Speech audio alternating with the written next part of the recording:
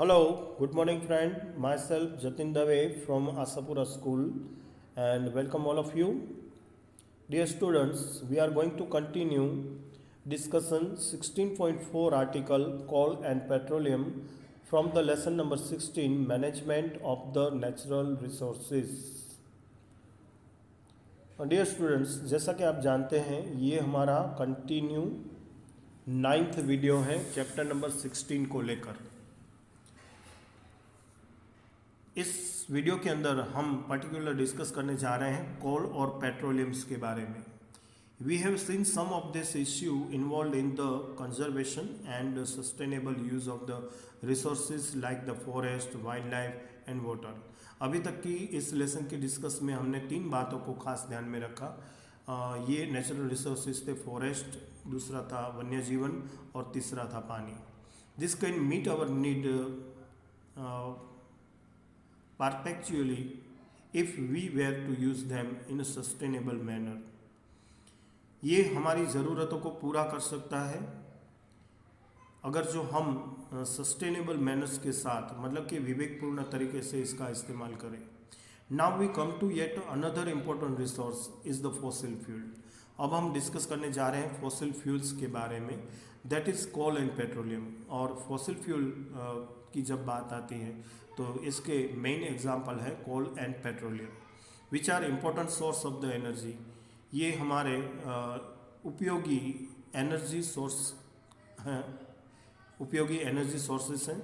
Since the industrial revolution, जैसे ही औद्योगिक क्रांति आई है, we have been using increasing amount of the energy to meet our basic needs and for the manufacturing of a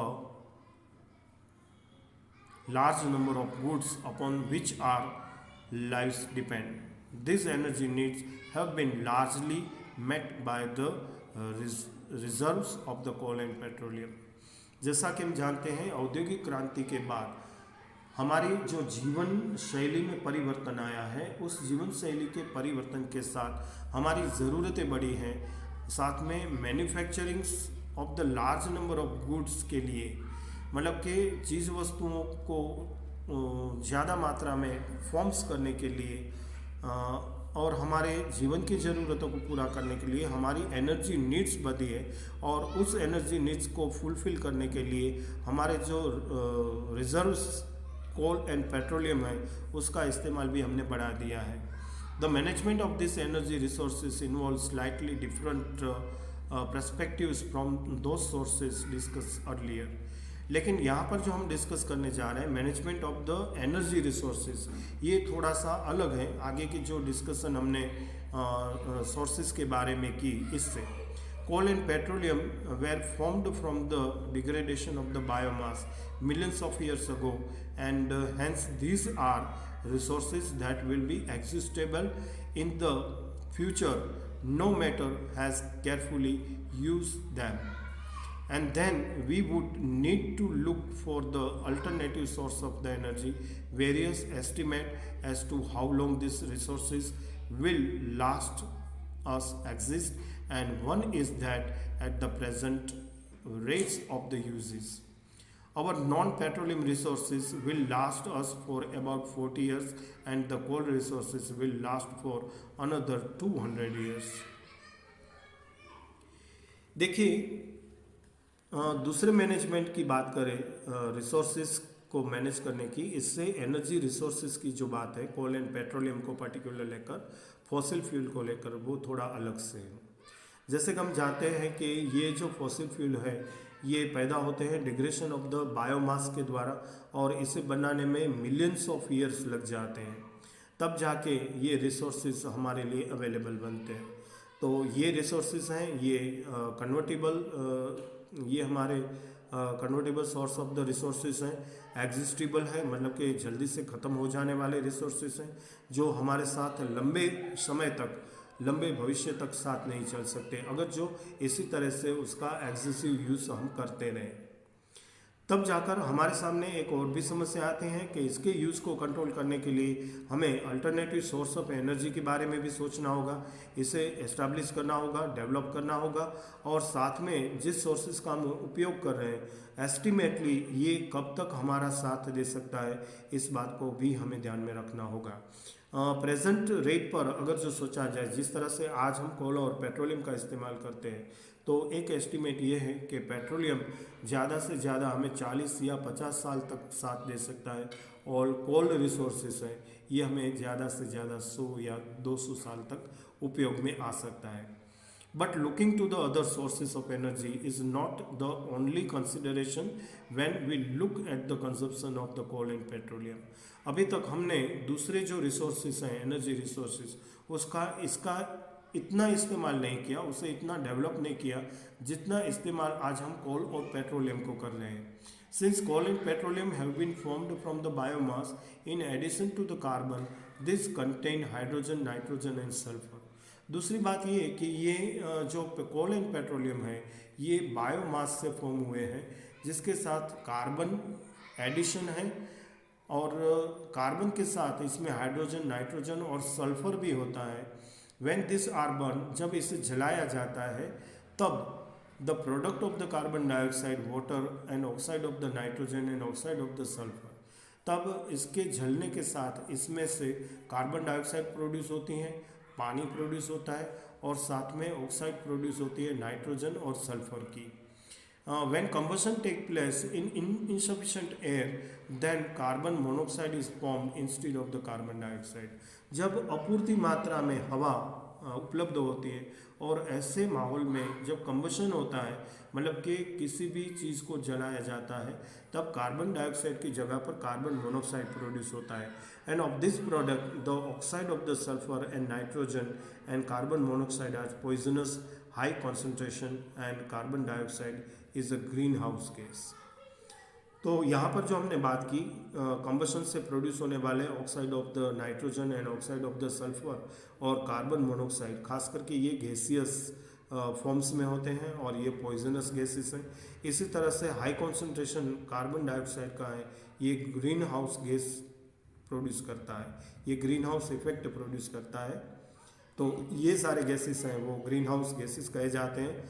another way of the looking at the coal and petroleum is that there are the huge reservoirs of the carbon, and if all of this carbon is converted into carbon dioxide, दूसरे शब्दों में कहा जाए तो कोल and petroleum ये huge reservoir हैं carbon के, और if all this carbon is converted, ये सभी कार्बन अगर कार्बन डाइऑक्साइड में कन्वर्ट होते हैं, then the amount of carbon dioxide in the atmosphere is going to increase, leading to the intense global warming.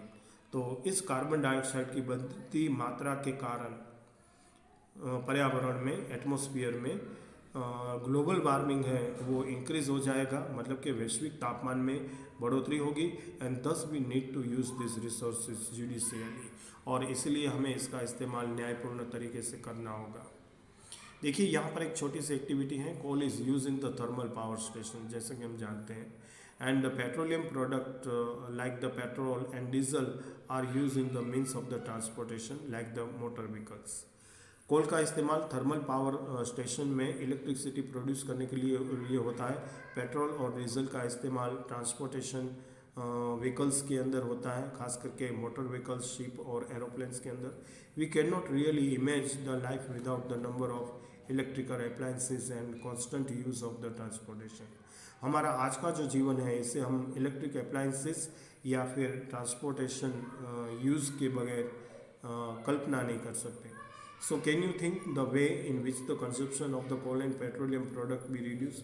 तो क्या हम उस दिशा में सोच सकते हैं कि जिस दिशा में आगे चलते हुए कोल और पेट्रोलियम का इस्तेमाल हम रिड्यूस करें, कम करें, और इस तरह से आने वाली पीढ़ी के लिए, आने वाले भविष्य के लिए कोल और पेट्रोलियम की मात्रा को सुरक्षित कर सकें। Some simple choice can make a difference in our energy consumption pattern. तो कुछ सिंपल चॉइस हैं जो हमारे difference in our energy consumption pattern को थोड़ा डिफरेंस कर देगी। Think over the relative advantages and disadvantages and environment friendliness of the following: taking a bus, using your personal vehicle, or walking or cycling. ज़्यादा से ज़्यादा public transport का use करें, अपने पर्सनल व्हीकल का नहीं। नज़दीक की जगहों पर जाना है तो वॉकिंग कीजिए या फिर साइकिलिंग कीजिए। यूजिंग द बल्ब्स और the fluorescent tubes in your home, इसी तरह से अपने घर को रोशनी देने के लिए बल्ब और फ्लोरेसेंट ट्यूब मतलब कि ट्यूबलाइट का ज़्यादा से ज़्यादा इस्तेमाल कीजिए। यूजिंग द लिफ्ट और टेकिंग द स्टेयर्स, आपको सोचना है कि छोटे अंतर को पार करने के लिए एक दो या दो मालों की या तीन मालों की बिल्डिंग में ऊपर के माले तक पहुंचने के लिए आपको लिफ्ट का इस्तेमाल करना चाहिए या फिर स्टेयर्स मतलब कि पगथियों से चल के आपको जाना चाहिए।